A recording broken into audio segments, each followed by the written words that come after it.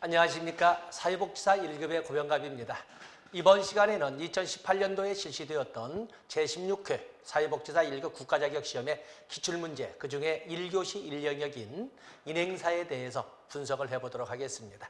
어떤 문제가 나왔었는가, 어떤 영역을 좀 더 중점적으로 봐야 되는가를 우리가 찾아볼 수 있는, 많은 사람들이 지나간 문제 이렇게 하지만 우리가 기출문제를 분석해 보면 학습할 수 있는 범위와 학습할 수 있는 시간이 대폭 줄어들거든요. 그래서 아주 여러분 저와 인연을 맺은 것은 아주 현명한 선택이라고 이렇게 볼 수가 있습니다. 많은 분들이 지금 기출문제를 우습게 알고 넘어가는데 그러지 않습니다. 자, 시간을 줄여보겠습니다. 자, 첫 번째 문제를 보시면 인간 발달에 관한 설명으로 옳지 않은 것은 발달의 속도에는 개인차가 있다. 그렇죠? 이걸 부정할 사람은 없죠. 모든 인간의 성장 발달에는 개인차가 존재를 합니다. 발달은 하부에서 상부로, 말초 부위에서 중심 부위로 진행된다. 인간의 성장 발달은 연속성을 가지고 일정 방향성을 보여주면서 발달을 합니다. 그런데 일정 방향성이란 특징에서 주로 출제가 된다고 강조를 했습니다만 상부에서 하부로, 중심부에서 주변부로, 중추신경에서 말초신경으로, 큰 근육에서 작은 근육으로 이렇게 발달해 갑니다. 자, 여기는 하부에서 상부로 틀린 거죠. 상부에서 하부로, 중추신경에서 말초신경으로, 중심부에서 주변부로, 큰 근육에서 작은 근육으로, 일반 기능에서 세부 기능으로 이렇게 발달해 갑니다. 2번이 틀린 거죠. 유전과 환경의 상호작용에 의해서 이루어진다. 결정적 시기가 있다. 양적 변화와 질적 변화를 모두 포함한다. 굳이 설명할 것 없죠. 답은 2번입니다. 그다음에 2번 문제를 보시면 가장 출제 비중이 강하다고 할 수 있는 것이 피아제. 많을 때는 바로 인행사에서 3문제씩 나올 때가 있지 않습니까? 피아제의 인지발달 이론에 대한 설명으로 옳지 않은 것은 인지발달은 동화 기제와 조절 기제를 활용하여 환경에 적응하는 것이다. 인지 또는 인지 기능을 피아제는 환경에 적응하려는 기본적 경향성이라고 설명을 했습니다. 그래서 이 태어날 때 갖고 태어나는 이 스키마, 인지도식, 세상을 바라보는 눈과 같은 하나의 인지도식인 스키마를 가지고 환경과 상호작용을 하게 되는데 그 과정에서 환경에 적응하려는 모습이 동화와 조절로 나와 있습니다. 그래서 기존의 소위 새로운 환경이나 자격을 기존의 스키마에 맞춰 나가는 것은 동화라고 그러고, 또 그런가 하면 기존의 스키마 인지도식을 새로운 환경에 맞게 뜯어 고치는 것은 조절이라고 합니다. 이런 동화 기제와 조절 기제를 활용하여 환경에 적응하려는 과정을 통해서 스키마는 발달하고 인지 발달이 이루어진다고 합니다. 인지 발달을 감각 운동기, 전 조작기, 구체적 조작기, 형식적 조작, 이건 기본 적어도 여러분 수준이라면 이 차례는 기본적으로 프로이드의 5단계, 그리고 피아제의 4단계, 그리고 에릭슨의 신자, 죽은 자, 신생자 8단계, 이 정도는 기본 암기하고 있으라고 보고 있습니다. 구체적 조작기에는 추상적 사고가 가능하다. 피아제의 인지발달 단계에서 초등학교 단계라고 할 때는 한 7살에서 12살 정도로 보는 소위 구체적 조작기에는 논리적 사고로의 전환, 직관적 사고에서 논리적 사고로의 전환이 이루어지면서 그러면서 보존의 개념, 불변성의 개념이 터득되고 그에 대한 하위 개념으로서 동일성, 보상성, 가역성이 발달하고 그 과정에서 가역적 사고, 또 분류, 또 서열 이런 개념들이 발달하게 됩니다. 그에 외에도 추상적 사고, 조합적 사고, 가설을 이용한 가설 연역적 사고, 또 가능성 지향적 사고, 이런 단어들은 청소년기 수준이라고 할 수 있는 형식적 조작기의 특징이 되겠습니다. 이건 틀린 거지. 다음에 4번, 5번 설명할 것이 없습니다. 3번 문제를 보시면 노저스의 인본주의 이론에 대한 설명으로 옳지 않은 것은, 보통 우리가 인본주의 그러면 로저스, 메슬로우 이렇게 부르죠. 주관적 경험을 강조하고 이 주관적 경험을 현실화시키는 실천의 장을 현상학적 장이라고 이렇게 부르면서 우리가 이 인본주의 심리학을 현상학적 심리학 또는 소위 결정론적 입장인 정신분석의 과거 결정론, 행동주의의 환경 결정론을 거부하고 자율의지에 의한 이런 성장 발달을 이끌었다는 점에서 전혀 새로운 제3의 심리학이라고 했던 것이 인본주의 심리학입니다. 인간의 주관적 경험을 강조한다. 그렇죠? 인간의 성격 발달 단계를 제시한다. 인간의 성격 발달 단계, 인간의 발달 단계라고 해도 그런 것처럼 그 중에서도 성격 발달 단계를 주장하는 사람은 프로이드, 에릭슨, 융이 되겠습니다. 프로이드는 청소년기까지 5단계를 설명했고 성격 발달, 그래도 에릭슨이나 융은 1세기에 걸친 성격 발달 단계를 설명하지 않았습니까? 인본주의에서는 발달 단계는 설명하지 않습니다. 틀린 거지. 인간을 통합적 존재로 규정한다. 인간을 합리적이고 미래지향적 존재로 본다. 인간 본성의 긍정적 측면, 자아 개념의 중요성을 이렇게 강조한다. 좋습니다. 성격 발달 단계는 프로이드, 에릭슨, 융을 보시면 됩니다. 마침 에릭슨이 나와 있군요. 4번에 보시면 에릭슨의 이론에 관한 설명으로 옳은 것을 모두 고른 것은 각 단계의 발달은 이전 단계의 발달을 토대로 이루어진다. 에릭슨의 이론은 사회문화적 요인을 강조한다는 점에서 프로이드와는 달리 개방체계적 성격을 가지고 있다. 또 에릭슨은 1세기에 걸친 성격 발달 8단계를 주장함으로써 프로이드와는 달리 청소년기 선에서 고정이 되는 걸로 설명하지는 않는다. 1세기에 걸친 8단계. 그러면서 긍정적 측면의 발달과 부정적 측면의 발달을 대비하면서 이렇게 설명하지 않습니까? 그래서 양극 이론을 제시했다. 이전의 발달 단계를 전제로 해서 다음 단계의 발달이 이루어진다 해서 점성의 원리를 강조했다. 결정적 시기를 미시적 관점으로 접근했다. 성격 발달을 리비도 위치에 나눠본 프로이드와는 달리 심리, 사회적 위기의 극복 과정으로 설명했다. 이런 말로 설명할 수가 있습니다. 자, 그래서 이전 단계를 발달로 토대로 된 점성의 원리라고 합니다. 사회문화적 환경이 미친 영향을 성격 발달에 영향을 미친다. 그래서 심리, 사회 이론이라고 개방체제적 성격이라고 합니다. 청소년기 주요 발달 가업은 신자, 죽은 자에서 자아, 정체 가운데 역할원미로 설명을 했습니다. 인간의 발달은 뭐야 이거? 인간의 발달은 전생에 걸쳐 일어난다. 이건 모두 정답이 되겠습니다. 다음에 5번 문제로 가서 보시면 생태체계 이론에 관한 설명으로 옳은 것을 모두 고르면 생태체계 이론 그러면 생태학과 체계 이론의 결합으로서 개인에게만 인간에게만 초점을 두거나 환경에만 초점을 두는 이계도 접근에서 벗어나서 이제는 개인적 심리적 측면과 사회적 환경적 측면을 같이 고려해야 된다는 이런 그 이론적 근거를 만들었던 것이 바로 생태체계 이론이 되겠습니다. 그렇기 때문에 이 클라이언트는 그 클라이언트가 속한 환경 속에서 어떠한 문제가 있었으며 어떠한 자원을 확보했으며 어떠한 가능성을 보여줬으며 어떤 장점을 내재하고 있는지를 이렇게 알아볼 수 있는 그때 쓰는 것이 바로 생태체계 이론. 특히 우리 사회복지 실천에서는 사정 단계에서 아주 중요한 것이 바로 이 생태체계 이론이 되겠습니다. 체계 이론과 생태학적 관점을 통합한다. 인간과 환경은 분리될 수 없으며 동시에 고려돼야 된다. 당연한 거지요. 적합성이란 체계가 균형을 위협받았을 때 이를 회복하려는 경향을 말한다. 적합성, 생태체계 이론에서 가장 강조하는 것이 적합성, 또 그런가 하면 적응, 또 그런가 하면 스트레스, 또 그에 대한 대처 이런 등등을 특히 강조하는 용어로 보는데 그중에 가장 중요한 용어가 생태체계 이론에서는 적합성입니다. 클라이언트의 욕구와 그리고 클라이언트를 둘러싼 환경 자원 간의 관계가 얼마나 들어맞느냐, 얼마나 부합되느냐를 따지는 것을 적합성이라고 합니다. 그래서 클라이언트의 욕구와 클라이언트를 둘러싼 환경 간의 관계가 얼마나 부합되느냐를 따지는 것은 적합성이고 이런 것처럼 체계가 균형을 위협받았을 때 이를 회복하려는 경향은 항상성이라고 합니다. 이거는 생태체계가 환경과 상호작용을 전제로 하기 때문에 항상성이라고 하는 것입니다. 실천 과정의 사정 단계에 유용하게 활용된다. 그렇죠? 실제 활용 단계에 유용하게 적용된다. 여기는 옳은 것을 모두 고르니까 기역, 니은, 리을, 기역, 니은 답은 4번이 되겠습니다.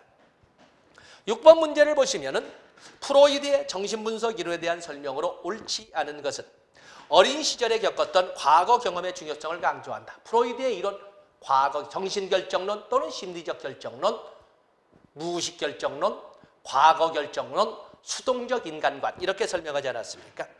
엄격한 배변 훈련으로 학문 보유적 성격이 형성될 수 있다. 엄격자 두 번째 단계인 학문기에 학문 보유적 성격이나 학문 공격적 성격이 형성되기도 한다. 다음에 초자는 성격의 실행자이자 마음의 이성적 부분, 마음의 본능적, 충동적 부분은 이드 원초라고 하는 것이고 마음의 이성적 부분은 자아, 에고라고 하는 것이고 마음의 도덕적 측면, 양심과 자아 이상의 도덕적 측면은 초자라고 합니다. 그리고 성격의 집행자, 실행자, 조정자, 경영자라고 불리는 것은 자아, 에고를 말하는 것이고 초자는 성격의 심판자라고 부릅니다. 3번이 틀린 거지.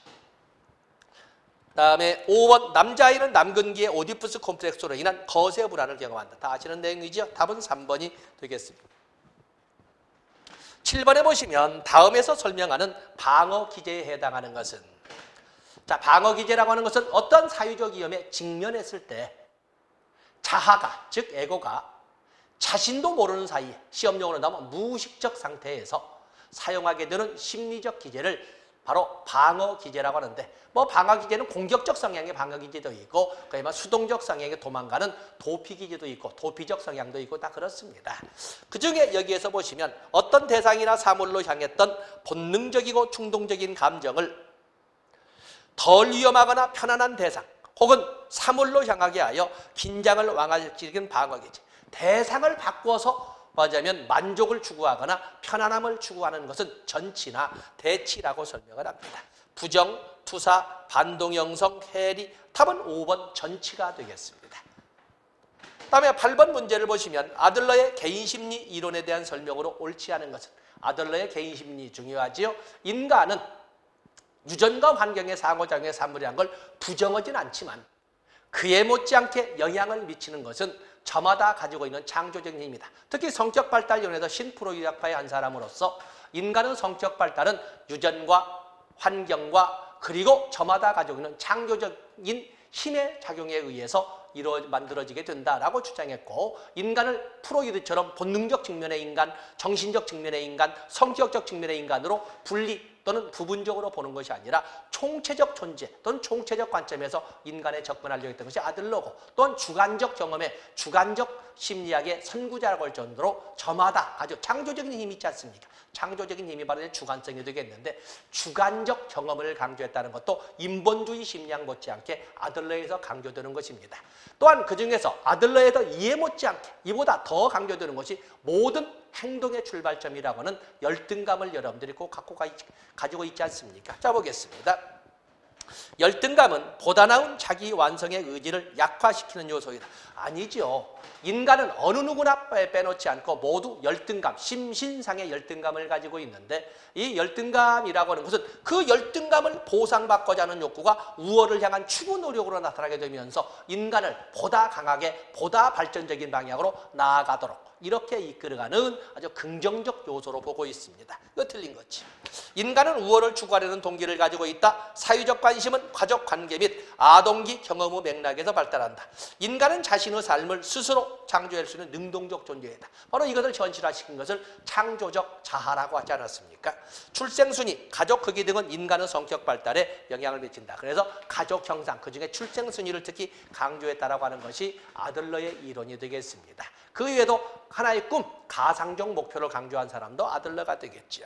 또 생활양식, 성격이란 말 대신에 생활양식 4가지도 역시 아들러에서 반드시 다뤄봐야 될 영역이라고 할 수가 있습니다. 다음에 9번에 보시면 반두라의 사유학습 이론의 주요 개념으로 옳지 않은 것은, 자, 반두라는 행동주의 심리학자이면서도 환경 결정론을 거부하고 환경이 인간의 행동변화에 미치는 영향력의 사이에는 기계적인 영향력이 아니라 저마다 가지고 있는 인지적 영역의 창조적 개입이 있어서 행동으로 나타난다 해서 상호 결정론, 일방적으로 환경이 행동변화에 영향을 준다 이렇게 설명하지 않고, 환경은 인간의 행동에, 또 환경은 인간의 인지 영역에 영향을 주기도 하지만, 또한 인간의 행동이 환경에 영향을 미치기도 하고, 인간의 행동이 생각을 바꾸기도 하고, 또 인간의 생각이 환경을 변화시키기도 하고, 인간의 인지 영역이 인간의 행동을 변화시키기도 한다. 그래서 환경 결정론적 입장이 아니라 상호 결정론의 입장에서 주장했던 사람이 바로 관찰학습, 모방학습 또는 사회학습의 대표적인 학자라고 하는 반두라가 되겠습니다.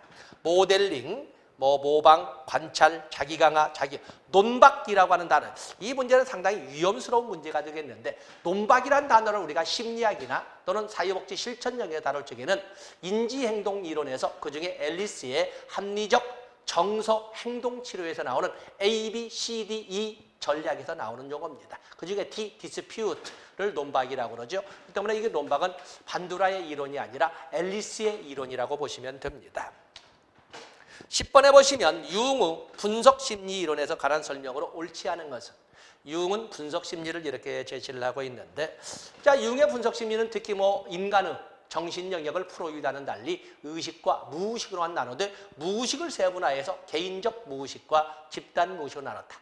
또 프로이드와는 달리 리비도를 성적 활력소의 좁은 개념으로 보는 것이 아니라 이 리비도의 개념을 모든 인간의 모든 활동에 힘을 실어주는 창조적 활성 에너지로 아주 폭넓은 개념으로 이렇게 설명했던 것이 리비도가 되겠고, 또 융은 인간의 성격을 양향설이라고 해서 내향성과 외향성으로 나누어서 설명했던 사람도 역시 융이고, 또 이 융은 인간의 정신 영역의 기능을 네 가지로 해서 감각, 직관, 사고, 감정 이렇게 네 가지로 나눈 사람도 융이고, 또 융은 인간의 성적 측면에서 성역할 고정관념처럼 남성은 남성성만 있고 여성은 여성성만 있고, 이게 아니라 인간의 무의식 속에는 모두 또 다른 성이 잠재되어 있다라고 하면서 남성의 무의식 속에 잠재되어 있는 여성성을 아니마라고 그랬고, 여성의 무의식 속에 잠재되어 있는 남성성을 아니무스라고 했고, 또 인간들은 세상을 살아가면서 자기의 본래인 자기나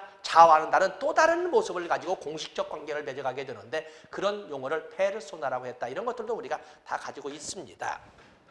자, 인간은 생물학적 그 존재뿐만 아니라 심리적 존재이기도 하고 사회문화적 존재이기도 하다라고 봅니다. 자, 체크됐고, 그래서 인간은 생물학적, 심리적, 사회문화적 존재이다. 인간은 자신의 일부로 받아들이기를 꺼리는 그림자를 가지고 있다. 그림자를 음영이라고 이렇게 섀도우라고 하지 않습니까? 집단 무의식은 조상 대대로의 경험의 침전물이다. 그야말로 이제는 우리의 DNA로 이미 자리 잡아버린 정신세계의 정사진이라고 하는 것을 집단 무의식이라고 그랬습니다. 남성의 여성적 측면은 아니마, 여성의 남성적 측면은 아니무스라고 합니다. 4번은 틀린 거군요. 5번은 조금 전에 말씀드렸습니다. 11번에 보시면 체계 이론에서 다음에 해당하는 개념으로 옳은 것은, 자, 체계 이론, 외부 환경과 에너지의 상호 교환이 이루어지지 않은 채 고립되어, 외부 환경과 에너지의 상호 교환이 이루어지지 않는다? 그렇다면 그건 개방체계입니다. 다른 체계로부터 투입도 없고 다른 체계로 산출도 전하지 못하는 체계, 그렇다면 그건 폐쇄체계입니다. 이건 뭐 아주 서비스 문제로 된 거군요. 굳이 볼 게 없습니다. 자, 답은 2번이 되겠어요. 12번에 보시면 피아제의 인지발달 단계 중 감각운동기 세부 단계와 그 설명으로 옳은 것은, 옳지 않은 것이 나와 있군요. 피아제의 인지발달 단계를 크게 보면 감각운동기, 전조작기, 구체적 조작기, 형식적 조작기로 나누어서 설명을 하는데, 감각동작기는 보통 영유아기라고 해서 한 24개월까지를 설명하되, 그 24개월의 과정을 인지발달해서 6단계로 세분화해서 설명을 합니다. 처음 생후 1개월, 보통 우리가 신생아기라고 하는 생후 1개월 정도는 바로 반사운동기 또는 반사기라고 해서 보통 신생아의 생존반사와 원시반사를 설명을 합니다. 또 1개월부터 한 4개월 정도는 제1차, 1차 순환반응기라고 해서 특히 자신의 신체를 가지고 자꾸 반복되는 행동을 하는, 순환이란 말이 반복이란 용어입니다. 바로 1차 순환 반응기. 그 다음에 4개월에서 8개월 정도의 기간은 또 2차, 이제는 자기 신체를 넘어서 주변 환경에 대해서도 관심을 갖고 거기에 대해서 우연히 얻게 된 경험을 계속 반복하게 되는 것인데 제2차 순환 반응기라고 합니다. 그리고 8개월에서 12개월 정도의 사이는 2차 도식, 2개 이상의 도식을 연결시켜서 새로운 시도도 해보는, 즉 새로운 시도를 해보려고 하는 이런 어떤 의도적 모습을 보여주는데 2차 도식의 협응기, 사실은 2개 이상의 도식을 이용한 협응기라고 이렇게 설명할 수 있습니다. 그리고 12개월은 이제 6개월 단위로 18개월까지는 3차 순환 반응기, 그리고 18개월에서 24개월까지는 통합, 그 통찰기라고 하죠. 그래서 우리가 말하는 어떤 내면, 행동을 하기 전에 뭔가 고민도 해보고 생각도 해보는 이런 목적과 수단의 관계를 가지고 제법 고민도 하고 따지게 되는 이런 시기를 통찰기라고 설명을 했습니다. 자, 반사기 1개월, 반사행동을 통하여 환경 내 자극들을 동화시키며 성장한다. 동화라고 하는 것은 기존의 스키마의 환경을 그냥 받아들이는 겁니다. 1차 순환반응기 4개월까지인데 손가락 빨기와 같은 우연한 신체적 경험을 하여 자기 신체를 중심으로 해서 흥미있는 결과를 얻었을 때 이를 반복한다. 순환반응한다. 그 다음에 2차 순환반응기 4개월, 8개월 딸랑이 흔들기와 같이 환경 변화의 형심을 가지고 자기의 신체를 벗어난 자기 신체가 아닌 환경에 대해 딸랑이 같은 자기 신체가 아닌 것에 대해서 관심을 가지고 재미를 느끼게 되면 그걸 반복하게 되는 이런 모습을 보여주는데 2차 순환 반응기. 그다음에 2차 도식의 협응기 8개월, 12개월 장애물을 치우고 원하는 물건을 잡는 등 의도적 행동을 하게 된다. 그래서 벌써 장애물을 치운다는 하나의 인지구조를 실행해 옮기고 그리고 그 너머에 있는 것을 찾아낸다. 두 개의 이런 도식을 연결시켜서 행동으로 옮기게 되는 것을 2차 도식의 협응기라고 합니다. 그다음에 행동하기 전에 생각을 반복한다. 반복이란 말로 함정을 받습니다만 행동을 하기 전에 생각을 하게 된다라고 하는 것은 통찰기의 특징이 되겠습니다. 통찰기의 섭리. 자, 보통 이 3차 순환 반응기라고 하는 것은 보통 문제 해결을 위하여 새로운 해결책도 강구할 수 있는 이런 강구하는 수준이 되면 3차 순환 반응기라고 하고 있는 것입니다. 답은 5번이 되겠습니다.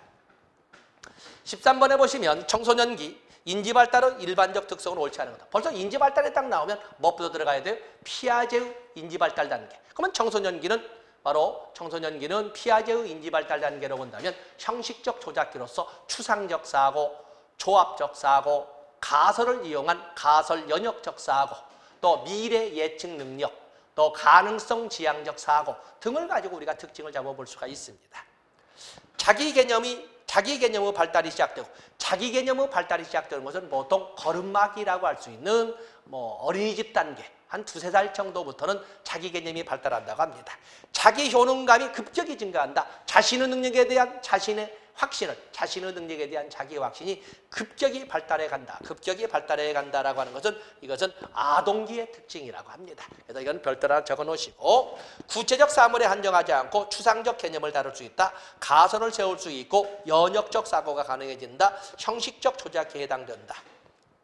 청소년기의 자기중심적 사고의 대표적 특징 암기하고 있지요. 상상의 청중과 개인적 우화가 있다. 답은 유아기와 아동기의 답은 1번이 되겠습니다. 14번에 보시면 집단의 구성 동기에 따른 유형과 그 예가 올바르게 연결된 것을 모두 고르면 자연집단, 1차 집단, 형성집단, 2차. 자연집단과 형성집단. 목적이 없이 만들어진 집단은 자연집단이라고 하는 것이고 처음부터 아예 목적을 설정하고 만들어간 집단은 형성집단이라고 합니다. 특히 우리의 실천 영역에서 처음부터 어떤 의도나 목적을 설정해놓고 만든 집단을 형성집단이라고 하는데 거기에는 과업집단과 치료집단을 나눠보고 있지 않습니까? 그에 비해서 자연집단은 목적이 없이 만들어진 특히 어린 시절의 또래집단 바로 자연집단이 되겠죠. 자연집단. 그다음에 과업집단이나 치료집단은 아예 처음부터 목적을 설정해놓고 집행하는 집단으로서 여기 1차 집단, 2차 집단. 2차 집단이지요. 쿨리가 말할 때 1차 집단과 2차 집단을 할 때 보통 자연 집단은 자연 발생적이기 때문에 1차 집단과 거의 유사하고 다음에 과업 집단은 거의 어떤 의도를 이해관계를 고려한 거기 때문에 2차 집단과 거의 유사하기 때문에 과업 집단은 이것은 형성 집단이 되겠어요. 형성 집단. 다음에 형성집단, 치료집단. 그렇죠. 형성집단은 치료집단이나 과업집단이 포함되는 것이고 2차 집단은 이해타산적인 또 이해관계를 고려한 또는 아예 어떤 의도를 가진 이런 집단이기 때문에 이웃이나 또래와 같은 경우는 1차 집단에 해당되어야 되지 않겠습니까? 답은 기업번, 디귿번이 되겠어요. 15번에 보시면 마샤의 자아 정체감 이론에서 다음에 정체감 상태를 설명하는 것으로 옳은 것은 정체감 이론. 마샤는 자아 정체감의 유형을 유기 경험과 그리고 유기 발생 시마다의 몰두나 아니면 거기에 전념하거나 또는 자기 책임을 느낀다고 해서 몰두 또는 전념 또는 자기 책임이나 자임 이런 용어 두 개의 기준을 가지고 정체감을 정체감 성취형, 정체감 유해형, 정체감 유식형, 정체감 혼미형으로 이렇게 나눈 겁니다. 자, 그중에 철수는 어려서부터 변호사였던 아버지의 영향을 받아 법조인이 되는 것을 꿈으로 생각하였고 사회에서도 유망한 직업이라 생각하여 법학과에 진학하였다. 철수는 법학 전공이 자신의 적성과 잘 맞는지를 참석해 보진 못했지만 이미 선택했기에 법조인 의외의 직업은 생각해 본 적이 없다. 이렇게 했습니다. 자신의 미래에 대해서 고민해 본 적이 없다라고 하는 것은 그것은 정체감 유시령과 정체감 혼미형입니다. 정체감 성취형이나 정체감 유예형은 자신이 어떤 문제를 가지고 고민도 해봤고 그 어떤 문제에 대해서 거기에 몰두도 해본 사람들입니다.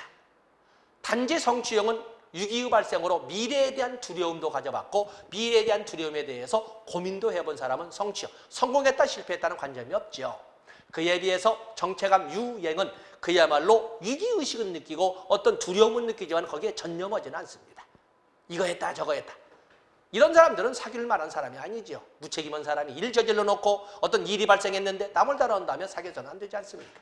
그런데 단 청소년기에 대해서만은 어른들이 많은 경험을 해봐야지 라고 해서 책임을 지지 않는다고 표현하는 것이 아니라 많은 어른들은 이 청소년기에 이러한 모습을 도전이나 아니면 어떤 실험이라고 이렇게 설명을 해서 긍정적으로 바라봐 줍니다. 그래서 청소년 시기를 모라토리움에서 저희 정체감 유예기라고 하는 것입니다. 그렇기 때문에 너무 자녀분들이 뭐 하려고 하면 몰라라고 했을 때 너무 화내지 마시라고. 아직은 딱 부러지게 어떤 길로만 만자를 붙이는 때가 아니거든요.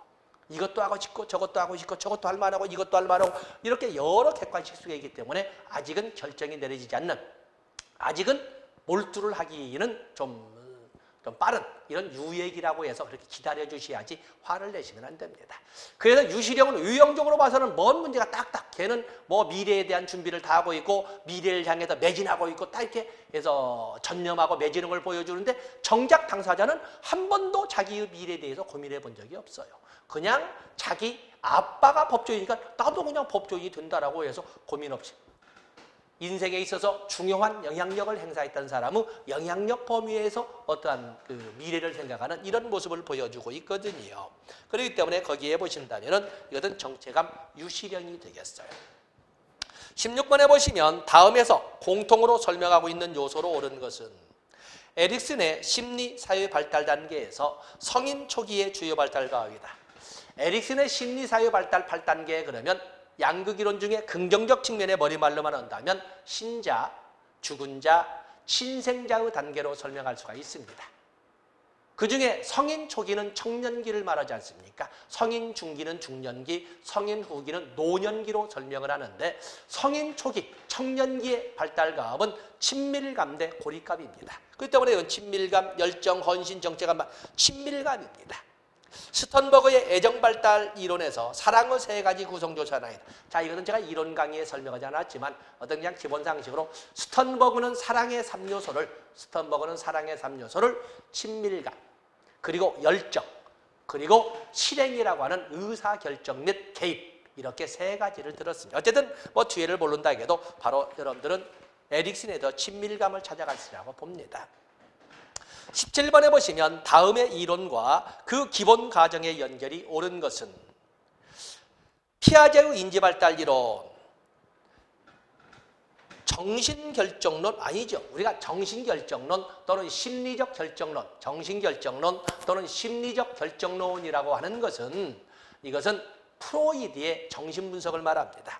피아제의 인지발달 이론은 발생론적 인지론이라고 합니다. 인간은 태어날 때부터 환경에 적응하려는 이런 경향성을 가지고 태어난다 해서 발생론적 인지론이라고 합니다. 프로이드의 정신분석은 정신결정론, 심리적 결정론, 과거 결정론이고 상호 결정론은 앞에 설명했습니다만 반두라의 이론이 되겠습니다. 스키너의 행동주의는 원칙적으로 환경결정론, 여기는 맞는 거군요. 반두라의 사회학습 이론은 환경결정, 상호 결정론, 메슬로우의 인본주의는 자율의지론이죠. 인본주의 심리학은 자율적, 주체적 존재로 자율의지론이라고 보시면 됩니다. 답은 3번이 되겠어요. 18번에 보시면 문화에 관련된 내용으로 옳은 것은, 자, 문화라고 하는 것이 뭐예요? 문화라고 하는 것은 공동체 구성원들이 공유하는 삶의 방식을 문화라고 합니다. 문화는 물질 문화와 비물질 문화 또는 기술 문화와 정신 문화, 또 그런가 하면은 보편 문화와 선택 문화와 개인 문화 이런 식으로 다양한 기준에 의해서 나눠볼 수가 있는데 여기 관념 문화, 물질 문화, 비물질 문화 이런 걸로 볼 적에 지금 여기에서는 물질 문화와 비물질 문화로 이렇게 나누어 설명을 했습니다. 물질 문화라고 하는 것은 우리가 세상을 살아가면서 만들어내는 도로 유형화된 이런 물질적인 이런 것을 우리가 물질 문화라고 하는데, 물질 문화에는 말은 이런 우리가 살아가는 데 필요한 적응 체계와 같은 것은 물질 문화라고 합니다. 그에 비해서 비물질 문화에는 제도 문화와 관념 문화가 있습니다. 제도 문화는 보통 규범 문화라고 하는데, 제도 문화, 규범 문화 같은 말을 씁니다. 그리고 관념 문화가 있습니다. 관념 문화라고 하는 것은, 관념 문화는 어떤 신화나 전설이나 또는 이데올로기에 관련된 이런 문화들입니다. 우리의 단군 설화라든지, 만약 웅녀의 설화, 단군 신화라든지 이런 것들은 전부 관념 문화입니다. 관념 문화. 우리 민족이 빨리 이런 단어들을 세계적으로 알아주는 용어가 되어 있는데, 옛날에 많은 사람들은 그것을 경망스럽다 아니면은 조심성이 없다라고 했지만, 그러한 집단 무식이 있었기 때문에 우리는 300년 걸린 서양의 역사를 30년 만에 완결지을 수 있는 거거든요. 그런 것은 관념 문화라고 설명을 하고, 신화, 전설, 이데올로기에 속하고, 그에 비해서 규범 문화라고는 제도 문화, 많은 정책이나 어떤 그 소위 규범 체계들은 제도 문화, 규범 문화라고 합니다. 법과 간섭이라고 하는 것은, 법과 간섭은 이것은 제도 또는 규범 문화에 속합니다. 물질 문화에는 신화와 전설이 포함됩니다. 신화와 전설은 비물질 문화 중에 관념 문화에 속합니다. 문화는 중간 체계로, 우리가 브롬펜 브레너가 제시한 생태 체계로 본다면 이 문화는 모든 체계에 영향력을 행사하는 최상위의 포괄적인 거시 체계가 됩니다. 중간 체계가 아니라, 중간 체계는 미시 체계, 2개 이상의 미시 체계들 간의 연관성을 말하고 있는 거죠. 3번은 무조건 옳은 걸 찾고 있지요. 비물질 문화에는 관념 문화와 규범 문화가 포함된다. 그렇죠? 관념 문화와 규범 문화, 규범 문화는 제도 문화라고 한다. 규범 문화에는 종교적 신념이나 과학적 진리가 포함된다. 종교적 신념이라고 하는 것은 이것은 관념 문화에 속하는 것이고, 과학적 진리는 제도 문화에, 소위 규범 문화에 속하겠습니다만, 종교적 신념이나 이데올로기, 전설 이런 것은 관념 문화에 속하는 것이 되겠습니다. 여기다 옳은 것은 4번이 되겠습니다. 19번에 보시면 거시체계에 관한 설명으로 옳은 것은, 거시체계, 브롬펜 브레너가 조금 전도 언급을 했습니다만은 미시체계, 중간체계, 요유체계, 거시체계, 시간체계 등으로 설명을 하는데, 개인이나 이웃이나 직접적 접촉을 통해서 서로 영향력을 주고받는 이런 직접적 접촉이 가능한 이런 환경은 미시체계라고 합니다. 개인, 가족, 소집단, 이웃은 좀 미시체계입니다. 국가, 사회제도 전 체계에 다 영향력을 행사하는 것은 거시체계라고 합니다. 미시체계들 간의 연결망을 의미하는 것은 중간체계라고 합니다. 인간의 삶과 행동에 일방적인 영향을 미친다. 일방적인 영향을 미친다. 글쎄 이거는 조짐들인데 여기는 설명하지 않겠습니다. 답은 3번이 되겠어요. 20번에 보면은 에릭슨의 심리 사회적 위기와 자아 강점의 연결이 옳지 않은 것은 이렇게 되어 있네요. 자, 에릭슨의 이론이 나오면 제가 이론 강의 때도 설명을 합니다. 언제나 신자, 죽은 자, 신생자의 관계를 8단계로 설명을 해놓고 각각의 단계마다 소위 내면화해야 될 덕목이 있다. 그 덕목을 또 차례대로 말로 만들어 드렸습니다. 희망과 의지를 가지고 목표를 세워 능력 또는 유능성을 증명하라. 사랑과 배려로, 성실과 사랑으로 주변을 배려하고 지혜를 베풀라 해서 신자, 죽은 자, 신생자 이 8개의 단계에 희망과 의지를 가지고 목표를 세워 능력을 발휘하라. 유능성을 증명해라. 4개.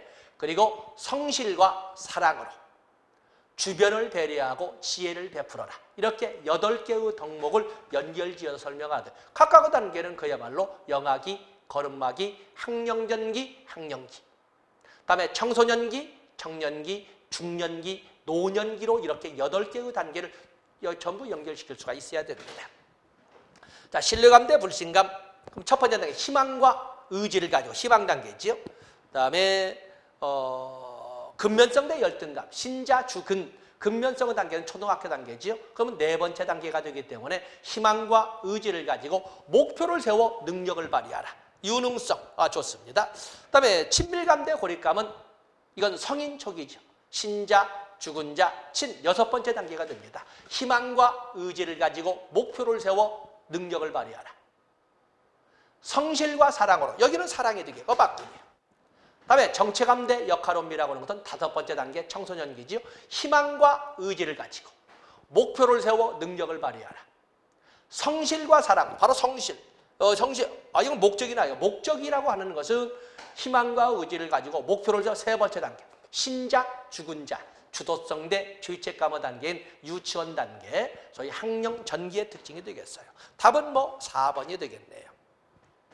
21번에 보시면 다음에서 설명하는 아인스워스의 애착 유형으로 오른 것은, 자, 이것은 제가 이론 시간에 설명을 안 했던 좀 심한 문제여서 바로 여기에는 제가 보통 아인스워스의 애착 그러면 아인스워스의 4단계 이렇게만 설명을 했지 이렇게 좀 심화된 문제가 나오리라고는 몰랐습니다.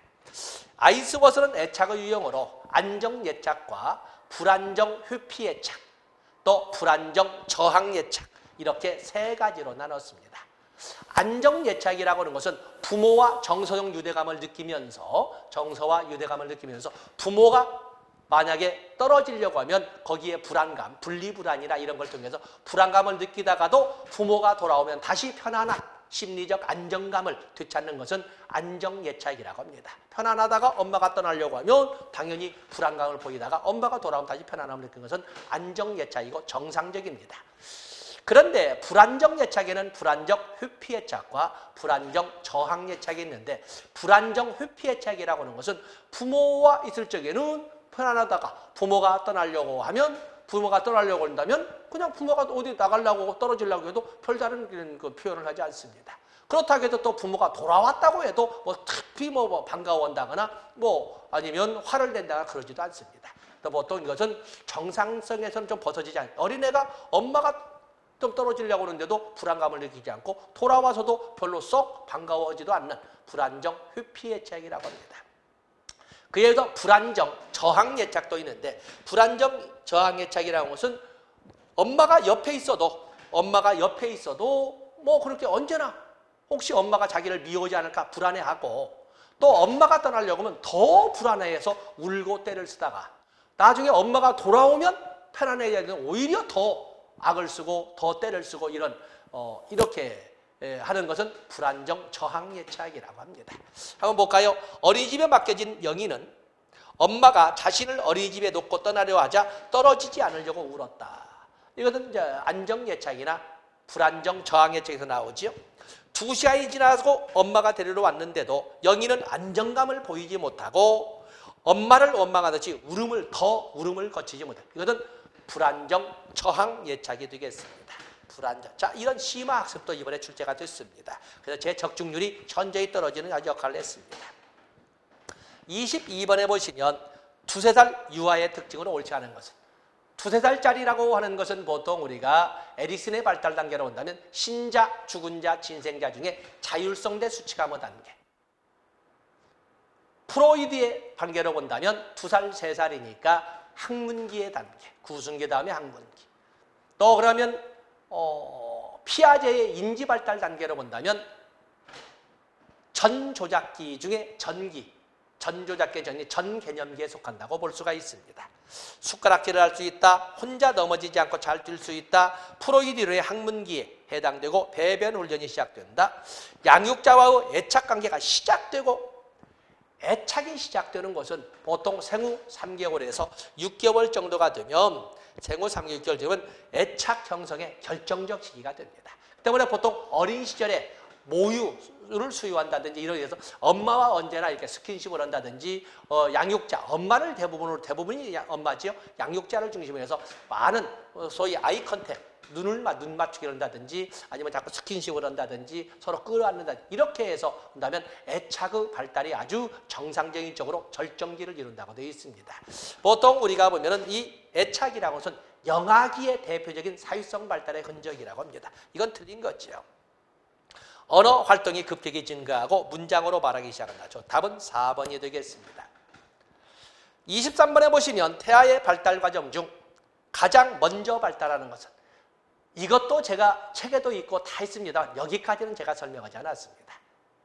보통 임신 초기 3개월, 다음에 임신 중기 6개월, 임신 후기 9개월 이렇게 해서 3개월 단위로 나눕니다만 세부 내용까지 설명하지 않는데, 거기에서 출제를 한 별로 도덕적으로 착하지는 않은 분이 출제하는 것이 되겠는데, 태아의 발달 과정에서 가장 먼저 발달하는 것은 생후 1개월 정도가 되면 소화기관이 그리고 심장이 발달한다고 합니다.